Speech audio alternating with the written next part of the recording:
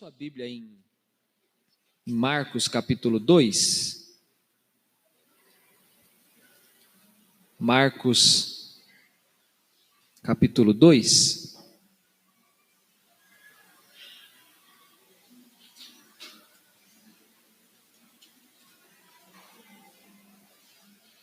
Dois, 23.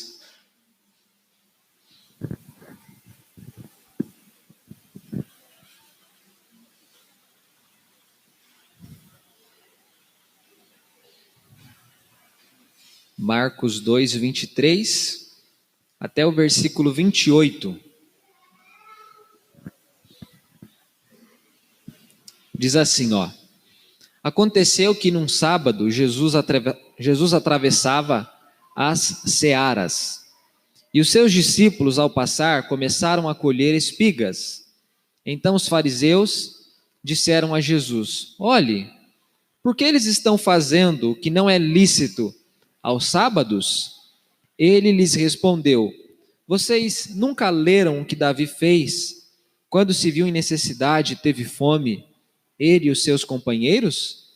Como entrou na casa de Deus, no tempo do sumo sacerdote Abiatar, e comeu os pães da proposição, os quais só aos sacerdotes era lícito comer, e ainda deu esses pães aos seus companheiros? E Jesus acrescentou: O sábado foi estabelecido por causa do homem, e não o homem por causa do sábado. Assim, o Filho do Homem é Senhor também do sábado. Vamos orar? Senhor, obrigado, esta é a tua palavra que será pregada. Nós precisamos do teu Espírito, da direção, da instrução, da sabedoria. A tua igreja, o teu povo precisa para entender, para compreender. Eu preciso para proclamar. Todos nós carecemos do Senhor, portanto, dá-nos graça e misericórdia e fale conosco nessa noite. É o que pedimos ao Senhor, em nome de Jesus. Amém. Irmãos, o sábado é uma das questões que há algum tempo tem trazido muita incompreensão para muitas pessoas, né? Nós temos denominações sabatistas que observam de forma rigorosa o quarto mandamento, que é o mandamento do sábado. E no meio cristão, no meio evangélico, isso tem se tornado, de certo modo, uma coisa assim até incômoda, né? Algumas igrejas têm essa postura, as demais que não compreendem assim se sentem incomodadas, e enfim, então fica esse dilema, né? Que já dura aí algum tempo. Esse texto fala um pouco do sábado, e ele fala do sábado a partir da perspectiva de Jesus. O Antigo Testamento fala do sábado, fala do quarto mandamento sobre a observância do sábado. O texto de Gênesis diz que depois de ter criado todas as coisas, Deus descansou no sétimo dia, que é o sábado. Então, nós temos todas essas histórias e todas essas realidades bíblicas girando em torno do sábado, do sétimo dia. Vale dizer que na era cristã, por toda a história da igreja, o dia santo não é mais tido como o dia do sábado, mas sim como o dia do domingo. Essa é a opinião que tem prevalecido por séculos e por milênios, na verdade, né? Domingo é o dia da ressurreição, domingo é o dia em que os crentes se reuniam e participavam da ceia do Senhor. Quando João escreve Apocalipse, ele se encontra no dia do Senhor. Então nós temos várias referências no Novo Testamento falando sobre o dia do Senhor, que para o judeu no Antigo Testamento era o sábado, mas para o povo de Deus, que se expande para além do grupo judaico, né? O povo de Deus tem gentios, tem judeus também. Agora se torna então o domingo, que é o dia do Senhor, sendo então o primeiro dia e não mais o sétimo dia. Só que no Novo Testamento esse assunto já não tem a proporção que ele vinha tendo no Antigo Testamento. As coisas foram tomando novos significados. E por que o crente então não guarda o sábado? Porque nós entendemos que o sábado se cumpriu plenamente em Cristo Jesus. O sábado tem uma função escatológica. O sábado era o dia do descanso e o dia da consagração. O Evangelho nos ensina que quando nós estivermos com Deus nos céus, nós teremos um eterno descanso e nós teremos um eterno tempo de comunhão e de consagração a Deus. Então o sábado ele aponta para o futuro, para aquelas coisas que ainda não aconteceram. Então não se faz mais necessário guardar o sábado, assim como não se faz mais necessário levar animais para serem sacrificados para que o nosso pecado possa de algum modo ser expiado. Da mesma forma como toda a lei cerimonial do Antigo Testamento, que é o sacrifício, e várias outras leis, elas tiveram fim em Cristo, a observância e a guarda do sábado também tem o seu fim em Cristo enquanto cerimônia, enquanto rito, mas o princípio moral permanece. Qual que é o princípio moral do sábado? O princípio moral do sábado é que nós precisamos dedicar a nossa vida a Deus e que nós precisamos de descanso. O princípio prevalece. A dedicação da vida a Deus, a dedicação da semana, do dia, das horas a Deus, tudo isso permanece. Nada disso passou, nada disso cessou. Mas já não tem mais aquele caráter tão fixo como tinha para os judeus do Antigo Testamento e também para os judeus do Novo Testamento, que é esse texto que nós acabamos de ler aqui. O capítulo 2 de Marcos é um capítulo onde o tempo todo Jesus está sendo questionado pelos religiosos. Se você parar para ler o capítulo 2, você vai perceber que em todas as histórias que aqui são registradas, o tempo todo Jesus está tendo que se deparar com as questões, com as perguntas, com as dúvidas, com as inquietações dos fariseus, dos escribas e dos religiosos da época. Esse grupo de pessoas sempre encontrava em Jesus alguma coisa que lhes deixava indignados.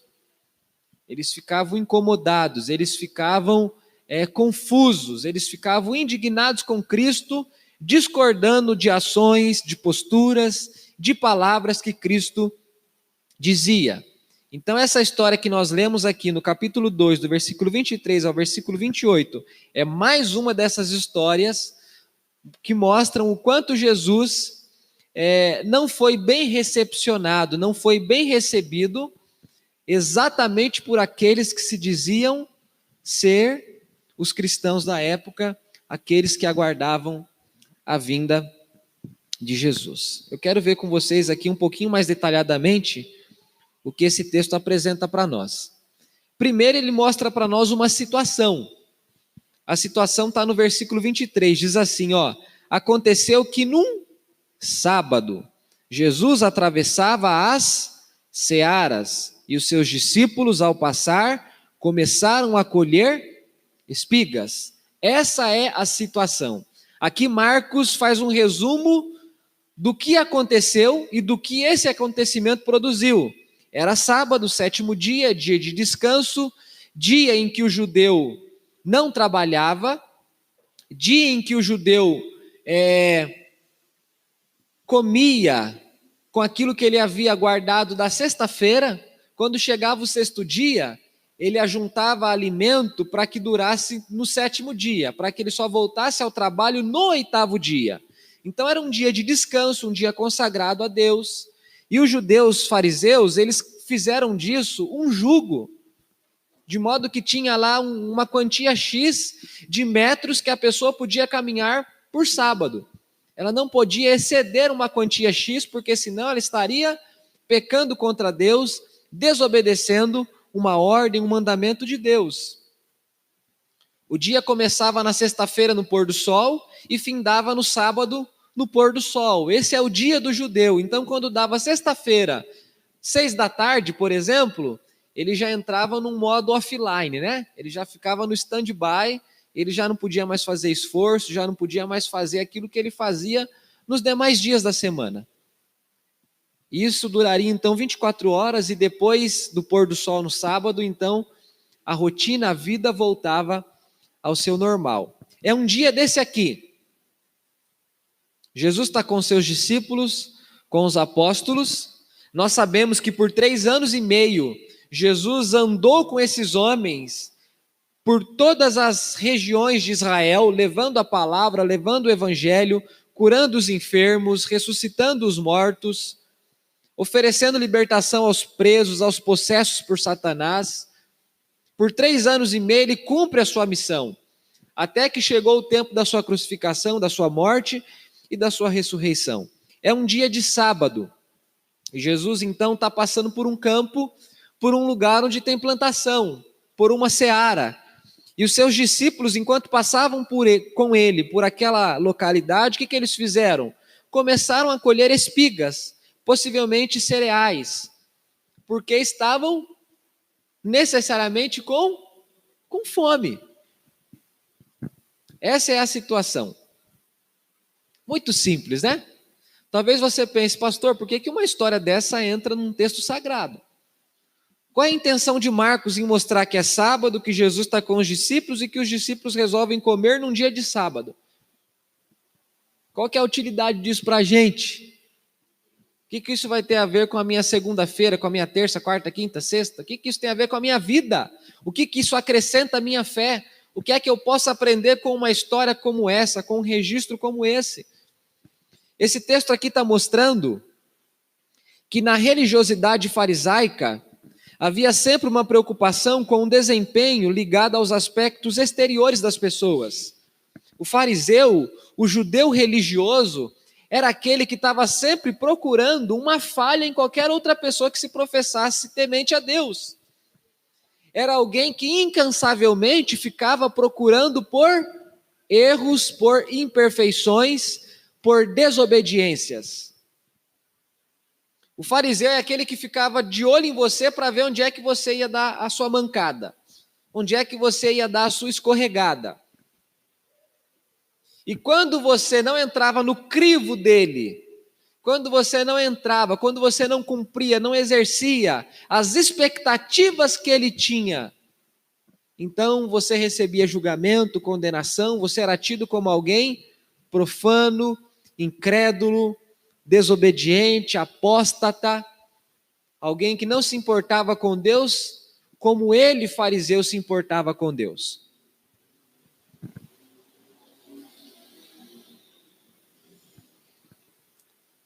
Eles não pensaram que os discípulos poderiam estar com fome. Eles não pensaram em proporcionar para os discípulos uma alternativa que não fosse fazer o que eles estavam fazendo. Mas imediatamente, tudo aquilo que eles puderam pensar, tudo aquilo que eles puderam arquitetar, programar, era simplesmente aquilo que vai aparecendo para frente no texto. Num primeiro momento, eles não se preocupam com os discípulos, mas eles se preocupam com o fato de que os discípulos fizeram alguma coisa que não era bacana, que não era legal. Essa é a situação. Talvez a gente pode se perguntar com que coisas nós nos preocupamos enquanto estamos servindo a Deus, né? Quando a gente está participando da vida coletiva, porque todos vocês, todos nós, eu e vocês, todos nós vivemos num mundo que é compartilhado por muitas pessoas. Esse céu que está sobre a sua cabeça também está sobre a minha cabeça. Essa chuva que cai no seu quintal também cai no meu quintal. Esse vento que toca o seu rosto também toca o meu rosto. A gente vive debaixo de um mesmo céu, em cima de um mesmo solo, vivemos no mesmo mundo. E quando nós não conhecemos a Deus verdadeiramente,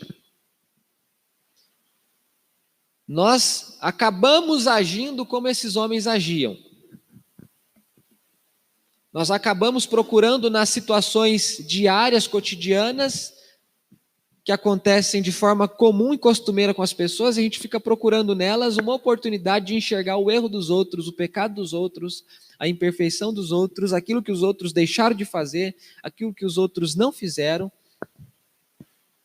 Esses homens, eles agiam como se eles fossem juízes do próximo. Parece que eles nunca leram a Escritura quando ela diz para nós não tomarmos o lugar de Deus, porque só Deus pode julgar, só Deus é juiz.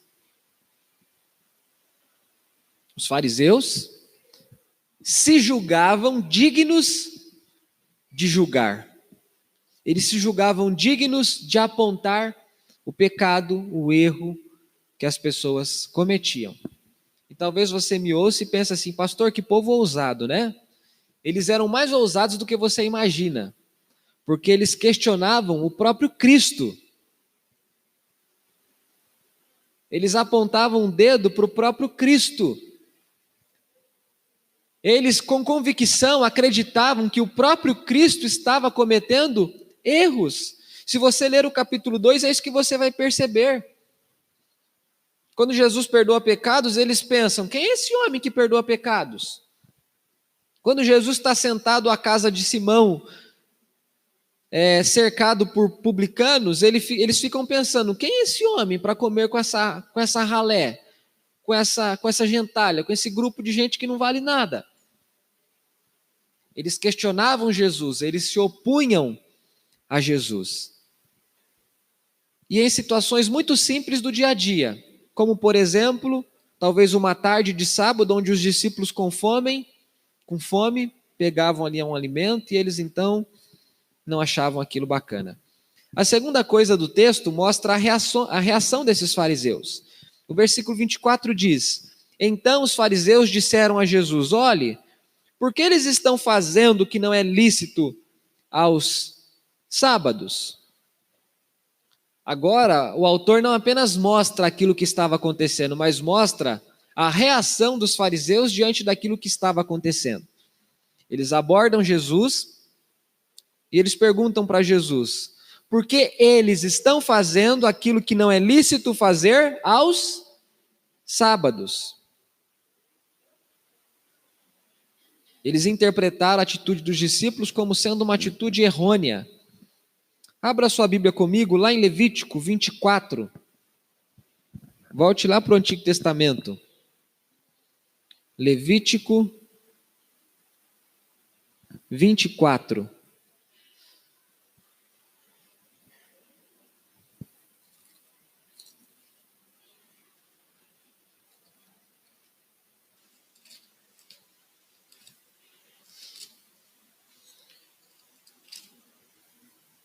Levítico 24, do versículo 5 ao versículo 9.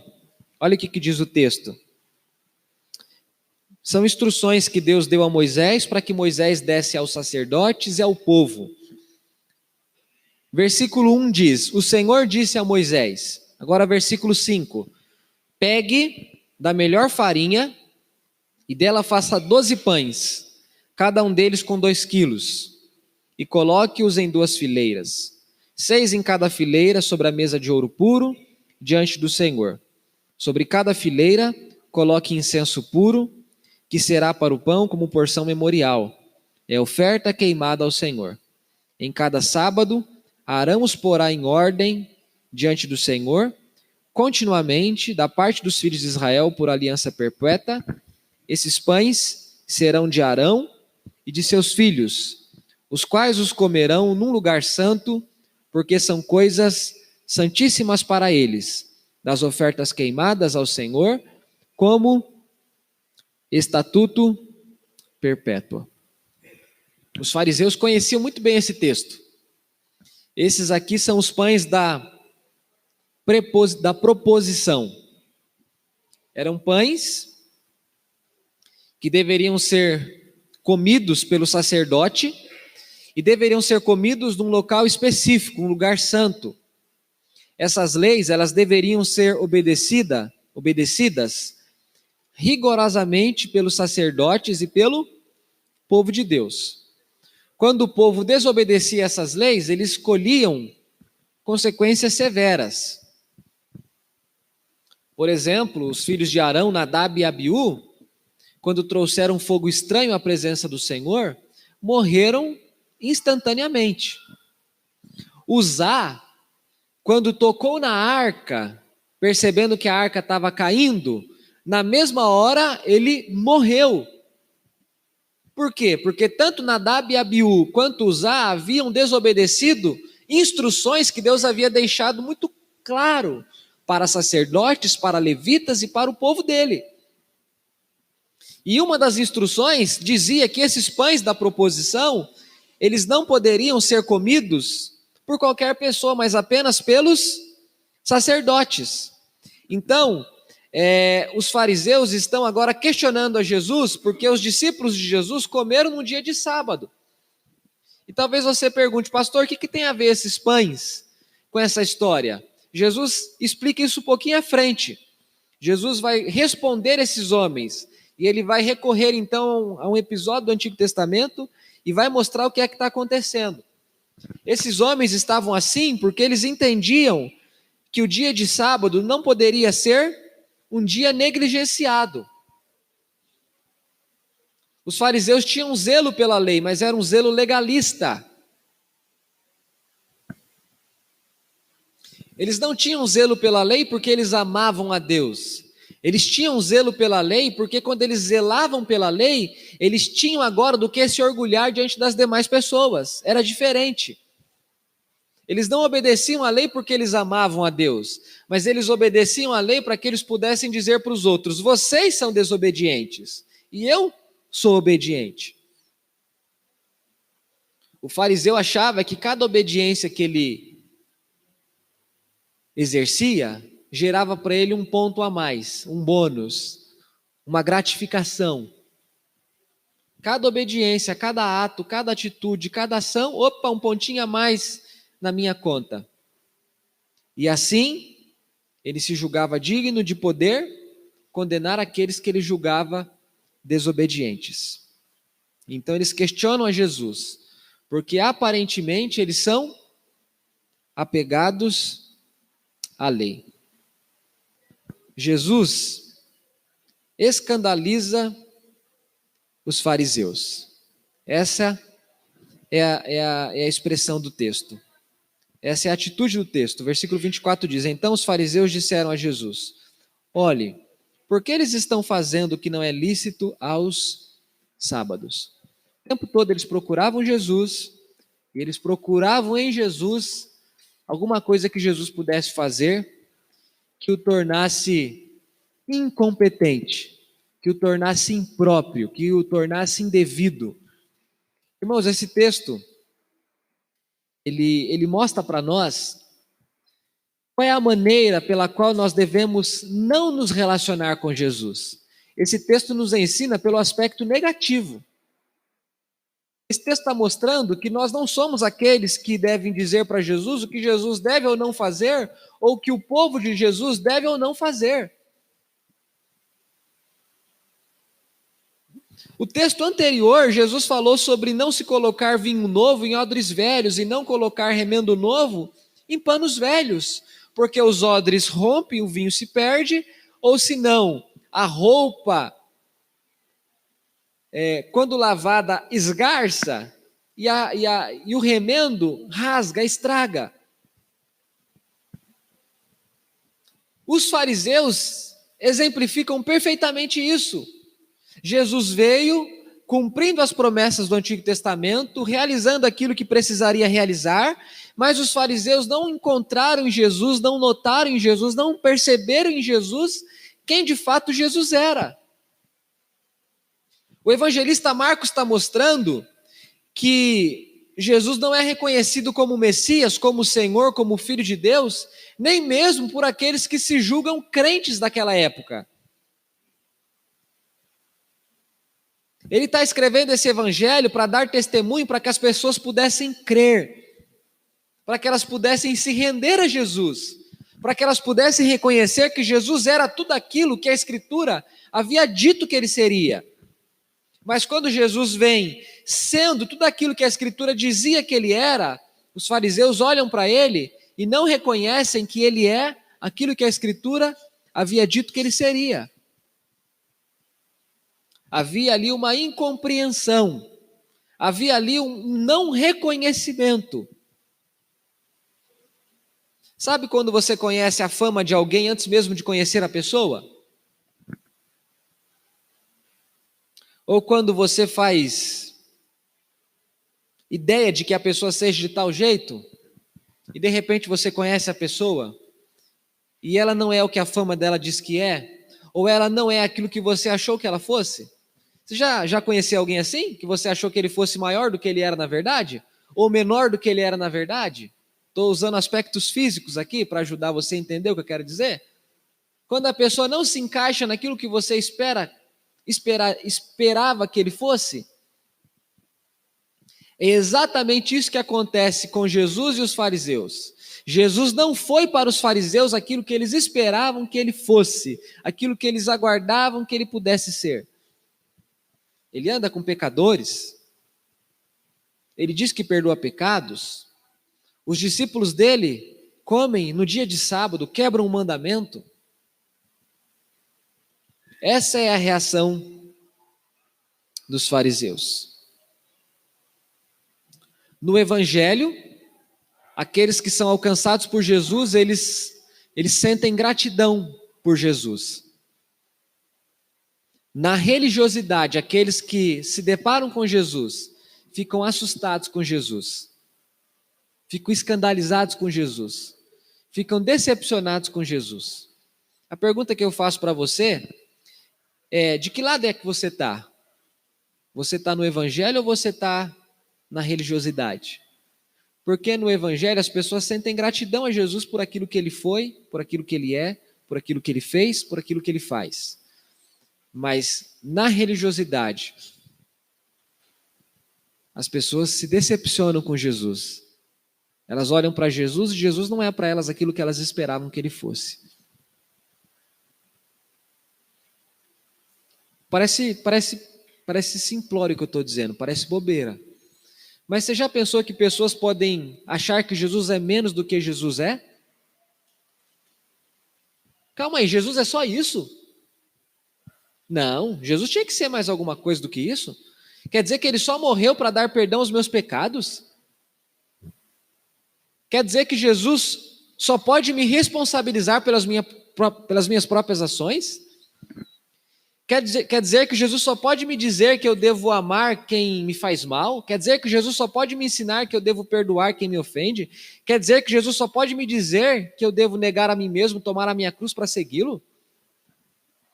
Há pessoas que olham para a Escritura, para a revelação que Jesus faz de si mesmo, e elas olham para a Escritura e olham para Jesus e falam: não, eu preciso arrumar um outro Jesus, porque esse aqui não está com nada. Esse aqui faz coisas que eu não gosto. Esse aqui me pede coisas que eu não gosto. Esse aqui vive de um jeito que eu não quero viver. Esse aqui me diz para viver de um jeito que eu não quero viver. Essa é a postura do religioso. Essa é a postura do fariseu. É aquele que diante de Jesus reage de forma completamente negativa. Negativa no sentido de não conseguir se prostrar, de não conseguir adorar, de não conseguir agradecer a Cristo. Mas fica num outro lugar, num outro espaço. Ele olha para Jesus e diz: você não pode ser quem eu esperava, você não pode ser quem eu esperava, você não faz aquilo que eu quero. A pergunta que eu faço para você é: com qual Jesus você tem ficado? Com aquele que é o Filho de Deus, que viveu, que morreu, que ressuscitou ao terceiro dia, que está muito próximo de voltar para buscar o seu povo? Ou você está ficando com aquele Jesus que você criou, ou que foi vendido para você aí, por pessoa X, por sei lá quem? Não sei, pastor. Olhe para as suas reações diante dele. Quando você o vê tendo discípulos que comem no dia de sábado, sendo que o próprio Deus disse que no dia de sábado era para ser guardado, o que é que você acha disso? E quando aparentemente o próprio Cristo quebra a lei, o que é que você pensa? Esse texto mostra a reação dos fariseus. E por fim, ele mostra a resposta de Jesus. Jesus simplesmente diz para eles assim, eu lembro de uma vez ter dito para vocês que Jesus gostava de responder perguntas fazendo outras perguntas. E esse texto mostra exatamente isso. Olha o que diz o versículo 25. Ele lhes respondeu: vocês nunca leram o que Davi fez quando se viu em necessidade e teve fome, ele e seus companheiros? Como ele entrou na casa de Deus no tempo do sumo sacerdote Abiatar e comeu os pães da proposição, os quais só os sacerdotes era lícito comer, e ainda deu esses pães aos seus companheiros? Jesus responde os fariseus fazendo uma pergunta: vocês que se julgam ótimos leitores da Bíblia, vocês que são os estudiosos do momento da Bíblia, vocês nunca leram 1 Samuel 21, do versículo 1 ao 9? Porque é lá que está registrado. Vocês nunca leram? Que num dia de sábado, Davi, enquanto fugia de Saul, entrou lá na escola dos profetas, lá onde ficava o sacerdote, pegou a espada de Golias e com fome pediu para o sacerdote comida. O sacerdote disse para ele: Davi, eu não tenho nada aqui exceto aquilo que é dedicado aos sacerdotes. E Davi falou: então vai isso aí mesmo. E o sacerdote pegou os pães, deu para Davi, e Davi se alimenta, sai dali com a espada de Golias e vai se refugiar em outros lugares enquanto Saul perseguia ele por todo Israel. O que Jesus está dizendo é: Davi um dia fez isso que os meus discípulos estão fazendo. Um dia Davi comeu os pães que era dedicado aos sacerdotes. E pasmem, no dia de sábado, Davi cometeu duas infrações. Comeu o que não era para ele comer e trabalhou no sábado, o que era para ele não fazer. E agora então, depois de criar essa dúvida, essa pergunta na cabeça dos fariseus, porque sem dúvida eles ficaram com dúvida, eles ficaram pensativos, Jesus então, diz o versículo 27, acrescenta alguma coisa, ele ressignifica, ele dá o novo tom do que é o sábado. Ele diz: gente, o sábado, com a minha chegada ao mundo, ele ganhou um outro significado. Não um outro no sentido de um outro novo, mas no sentido de outro ampliado, aperfeiçoado. E o versículo 27 ele diz: o sábado foi estabelecido por causa do homem, e não o homem por causa do sábado.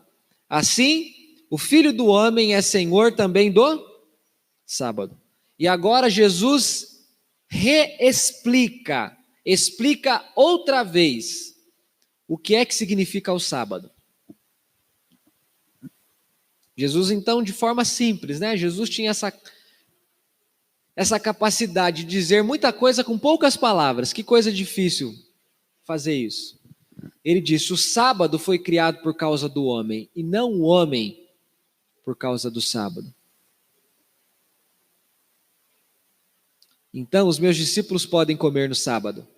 É por isso que Davi pôde comer os pães da proposição no sábado. Há um outro texto em que Jesus diz para os fariseus: por acaso, se o jumento de vocês caísse num buraco no sábado, vocês iriam esperar o domingo para salvá-lo?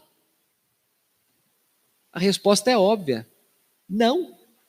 Eles iriam no mesmo instante retirar o animal machucado, caído, porque seria uma perda. Aquela sociedade dependia da agricultura e dos animais. O que Jesus está mostrando é que o sábado serve ao homem, de algum modo, e que ele é o Senhor do sábado, portanto, ele pode guiar o sábado do jeito que ele quiser. O sábado não é o Senhor dele. O sábado não é uma lei para ele irrevogável, mas é uma lei que se cumpre nele. A partir do momento em que Cristo vem, há vários aspectos da lei que perdem o sentido. Eu disse isso poucos minutos atrás. Não tem mais sacrifício, não tem mais guarda do sábado, várias leis cerimoniais e outras civis que funcionaram para aquela época, para aquela sociedade, já não tem mais vigor para nós, já não tem mais valor para nós. Preserva-se o sentido dela, o significado dela, mas não a prática dela em si. Em outras palavras, o que Jesus estava dizendo para os fariseus era: esses homens aqui deveriam morrer de fome porque é sábado? Eles deveriam ficar sem comida porque é sábado?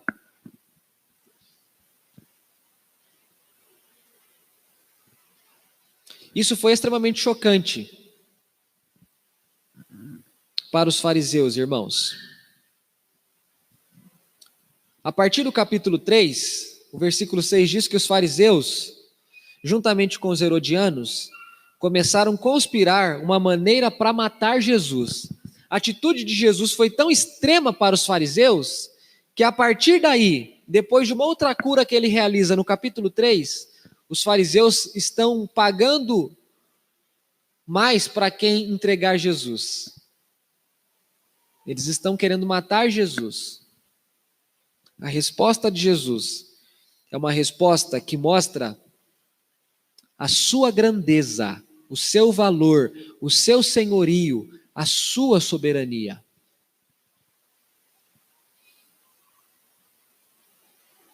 Qual é a maneira pela qual você se relaciona com a palavra de Deus?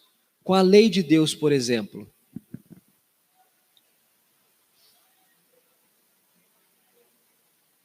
Os fariseus, eles eram um povo extremamente religiosos, porque eles preferiram ficar com a tradição do que com Cristo.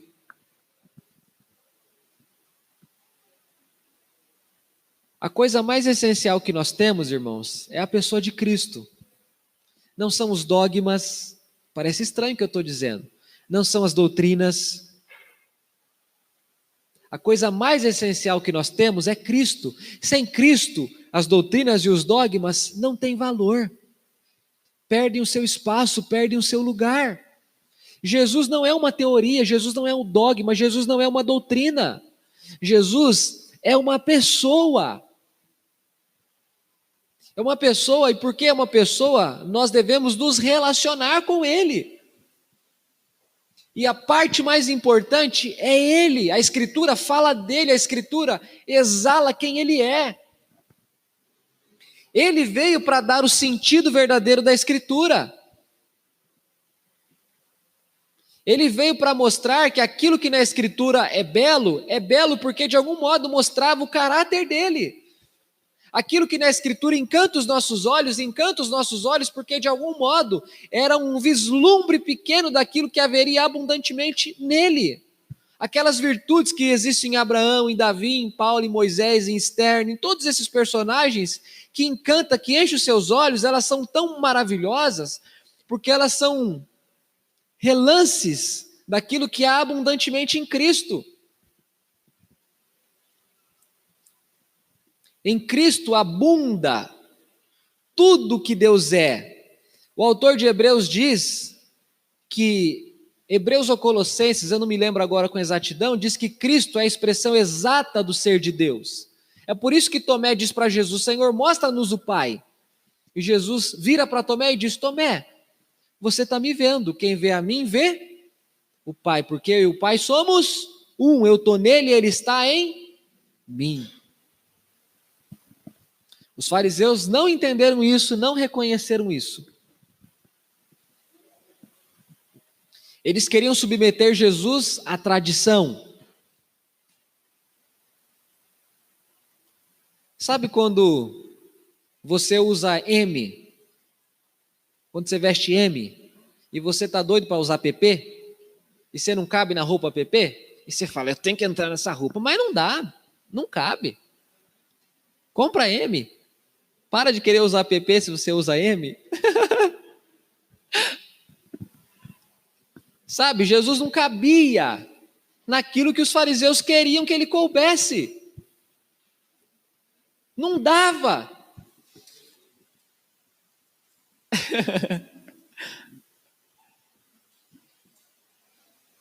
Eu li uma história uma vez e eu queria encerrar contando essa história. Eu achei muito bacana. Na verdade é um mito. O nome dessa história é a cama de Procrusto, ou leito de Procrusto. Conta-se de um homem que recebia viajantes na sua casa. E ele hospedava os viajantes. Ele oferecia pouso para os viajantes. E ele tinha uma cama lá do tamanho X. E quando o camarada era grande demais para caber na cama, sabe o que ele fazia? Cerrava as perninhas do cabra. Aí o cabra cabia na cama. Quando o camarada era pequeno demais, sabe o que ele fazia? Esticava o camarada. Se era grande demais, era cerrado para caber. Se era pequeno demais, era esticado. Eu seria esticado. Era esticado para caber, porque tinha que ser aquele tamanho, tinha que ser daquele jeito. Irmãos, é isso que os fariseus faziam com Jesus. É isso que eles fizeram com Jesus. É isso que a religião tem feito com Jesus. Jesus nos chamou para crer nele, que é uma pessoa. Jesus não é uma religião, Jesus é uma pessoa. O evangelho se trata de uma pessoa. Por isso que a partir do evangelho a vida é completamente diferente de qualquer outra coisa. A perspectiva é completamente outra. Esse texto fala de uma situação, fala de uma reação e fala de uma resposta.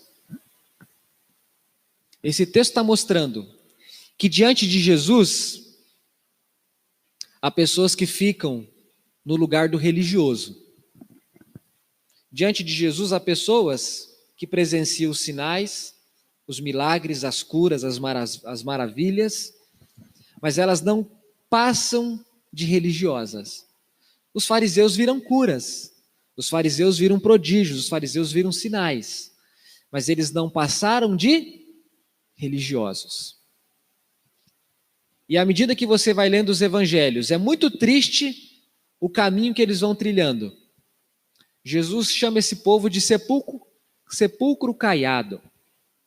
Sepulcro caiado é aquela parte do cemitério onde tem um cadáver, um corpo sepultado, enterrado, e está marcado com cal, está caiado, sabe? Para você não pisar. E você olha por fora, o túmulo está limpinho, tem florzinha, tem fotinho. Se for azulejado, está tudo limpinho, sabe? Você olha por fora, está tudo certo, tudo ok. Mas por dentro tem o quê? Morte, podridão, um cheiro horrível. Porque é isso que a gente morre e poucas horas depois o nosso corpo fede. A gente começa a apodrecer e perder aquilo que a gente tinha, que encantava as pessoas, que é a vida. Jesus disse que os fariseus eram assim, por fora, bonitos, organizados, arrumadinhos, tudo certinho, mas por dentro, sem vida espiritual. Esse texto é um alerta para nós, para que nós saiamos rapidamente, se por acaso nós estamos no lugar do religioso. Esse texto é um convite para nós abandonarmos esse lugar onde a gente fica questionando aquilo que Jesus faz, onde a gente fica julgando aquilo que Jesus faz, onde a gente fica escandalizado com aquilo que Jesus faz. Esse texto nos convida a vir para o lugar de servo, a vir para o lugar do discípulo, a vir para o lugar do filho, daquele que se encanta com Deus, que é cheio de pecado, que é cheio de erro, que é cheio de imperfeição, mas que é filho, que é servo, que é discípulo e que não é religioso. Amém? Feche os seus olhos, curva a sua cabeça, vamos orar.